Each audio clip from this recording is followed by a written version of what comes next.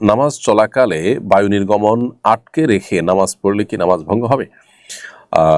নামাজ যদি চলাকালে বায়ু নির্গমন আটকে রাখতে গেলে আপনার ভয়াবহ অবস্থা তৈরি হয়, আপনি অনেক বেশি অস্বস্তিতে পড়েন, আপনার চেহারা বিবর্ণ হয়ে যায়, মনোযোগ একেবারে নষ্ট হয়ে যাওয়ার মতো উপক্রম, তাহলে আপনি সেটা আপনার ছেড়ে দিবেন এবং ওযু করে এসে বাকি নামাজটা আপনি পূর্ণাঙ্গ করবেন। এ বিষয়ে সহিহ ইবনে হিব্বানের একটা হাদিস রয়েছে, নবী সাল্লাল্লাহু আলাইহি ওয়াসাল্লাম বলেছেন, লা ইউসাল্লি আহাদুকুম ওয়া হুয়া ইউদাফিউল আখবাসান, তোমাদের কেউ তার বায়ু আটকে রেখে সে যেন সালাত আদায় না করে। তো এই জন্য বায়ু নির্গমন আটকে রাখতে গেলে যদি নামাজের মনোযোগ একেবারে নষ্ট হয়ে যায়, তাহলে সেক্ষেত্রে আপনি এটা ছেড়ে দিয়ে ওযু করে আবার নামাজ পড়বেন, বা যেখানে নামাজ ছুটেছে ওযু করে এসে ওখান থেকে আপনি কন্টিনিউ করতে পারবেন।